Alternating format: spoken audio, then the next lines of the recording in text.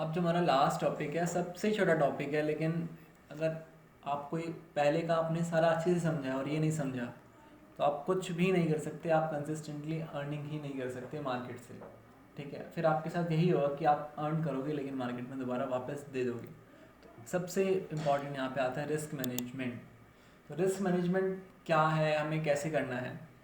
Risk management में मेरा ऐसा मानना है, मुझे बाकियों का नहीं पता, कि हमें मैक्सिमम एक ट्रेड पे 2% का रिस्क लेना चाहिए अपनी कैपिटल का। 2% पर ट्रेड ऑफ योर कैपिटल। ठीक है, तो आप 2% नहीं, आप कम भी रख सकते हैं, 1%, लेकिन मैं आपको सजेस्ट करूँगा कि आप बिगिनिंग में 0.5 to 1% तक रखें और इस चीज़ को फिक्स कर लें। तो आप 2% तब रखना जब आपको थोड़ा एक्सपीरियंस हो जाए और आपको लगे कि थोड़ा कॉन्फिडेंस आ रहा है, हाँ आप अर्निंग कर सकते हो। तो आप 2% बस तभी रखना।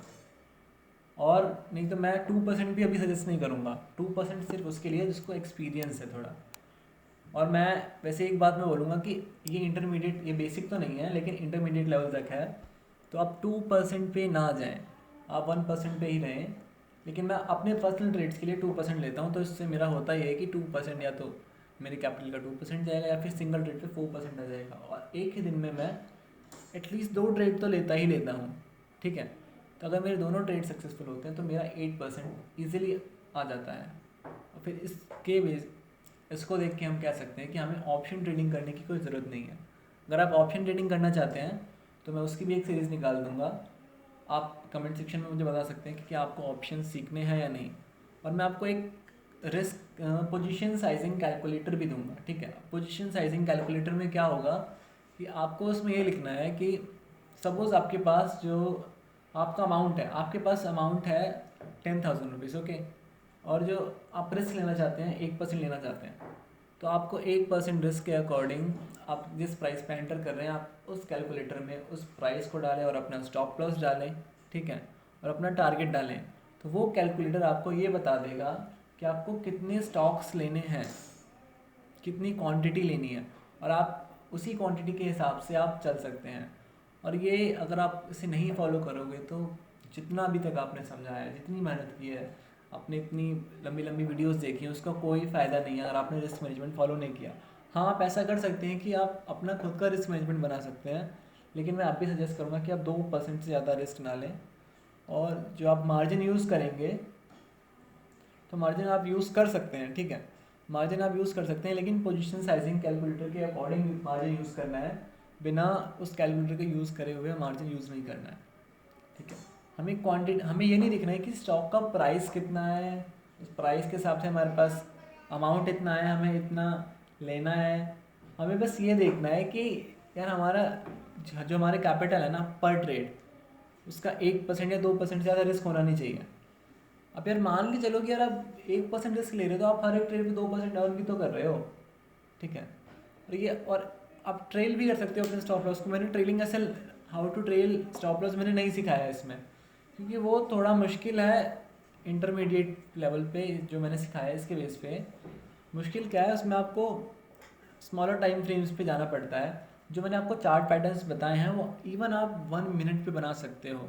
मैंने नहीं बताया, मैंने स्कैल्पिंग नहीं बताई आपको, मैंने आपको सिर्फ और सिर्फ बताया है कि इंटरडे तक बताया मैंने। ठीक है, तो आप स्कैल्पिंग भी कर सकते हैं चार्ट पैटर्न से, लेकिन मैं एक चीज़ आपको सजेस्ट करूँगा कि आप जितना बड़ा टाइम फ्रेम यूज़ कर सकते हैं उतना बड़ा टाइम फ्रेम यूज़ करें, क्योंकि higher the time frame higher the probability. इस चीज़ को आप ध्यान रखो, higher the time frame higher the probability. ये बहुत इंपॉर्टेंट चीज़ है मार्केट में। ठीक है, तो और मैं डेली एक एनालिसिस डालता ही रहूँगा, डेली किसी एक ना एक स्टॉक का। और अगर आप चाहते हैं कि मैं आपको डेली वॉच लिस्ट भी दे दूँ तो आप मुझे बता सकते हैं, अगर आपको रियली वॉच लिस्ट चाहिए तो। आपको वॉच लिस्ट कैसे चाहिए? एक तो मैं यूट्यूब पे डेली डाल सकता हूँ। ठीक है, अगर आप चाहते हो कि आपके पास चार्ट पैटर्न्स की पिक्चर्स हो तो आप रजिस्टर, मैं एक लिंक डाल दूँगा, वहाँ पे आप रजिस्टर करो, आपके पास डेली व्हाट्सएप पे लिंक आ जाएगा हमारी साइट से।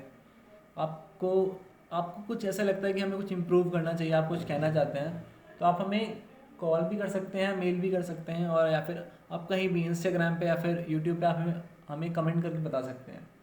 ठीक है, रिस्क मैनेजमेंट में ज़्यादा कुछ नहीं है, आपको बस पोजीशन साइजिंग कैलकुलेटर। और एक चीज़ और बताना चाहूँगा मैं आपको कि थोड़ा एक होता है कि इमोशनल टच होता है जो उसको नहीं लाने देना है ट्रेडिंग में। आपको एक रोबोट बन जाना है यार। रोबोट मीन्स कि यार अगर मैंने ये स्टॉप लॉस सेट कर लिया, अगर ये हिट हो गया तो मुझे एग्जिट करना ही करना है, अगर वो हिट नहीं हुआ तो मुझे उस ट्रेड में बने रहना है, ठीक है। आपको एक रोबोट की तरह एक्ट करना है यार।